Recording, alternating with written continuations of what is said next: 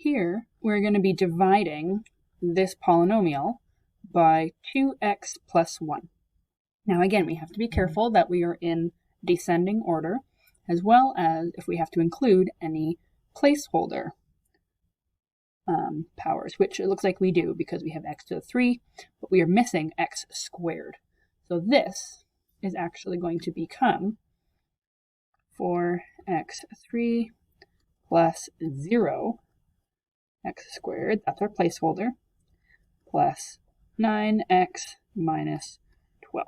Okay, so instead of this guy, we're going to be dividing it here. So let's see what this looks like. We're going to have 2x plus 1 divided by our new equation with the placeholder, 4x3 plus 0x squared plus 9x minus 12. There we are.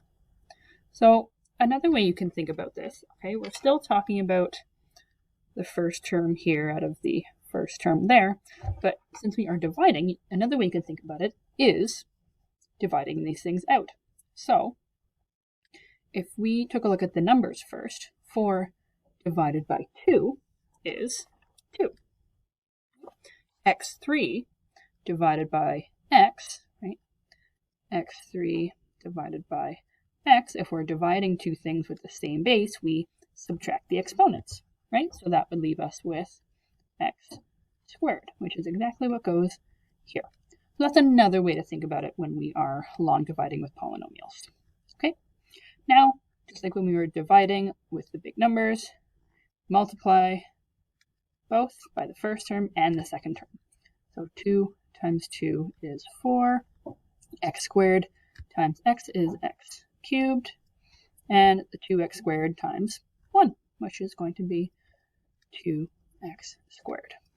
And if we've done this right, when we subtract, the first term will cancel, which it does, and we're going to have 0 minus 2, which will leave us with negative 2x squared.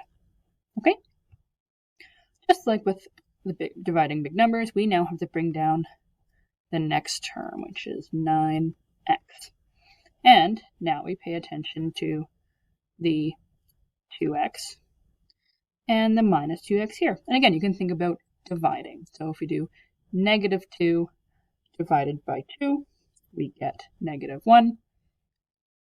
And x squared divided by x will just leave us with x. Okay? So now, just like before, we're going to multiply this green term now, then minus 1x, by both terms. So minus 1 times 2, minus 2, x times x, x squared, and now the minus 1, x times 1, minus x, and we subtract. Okay? So, when we subtract again, if we've done this properly, that means these two terms will cancel, and because we are subtracting a negative, that means we are adding. So negative 2 plus 2 is 0, so it cancels. And 9, again, subtracting a negative, so we're adding. 9 plus 1 will give us 10x. And finally, we bring down our last term, minus 12.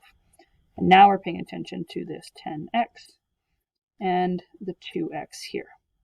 Okay, so again, we can think about it as dividing. We do 10 divided by 2, that gives us 5. And x divided by x, those two just cancel, right? Because x divided by x just cancel, right?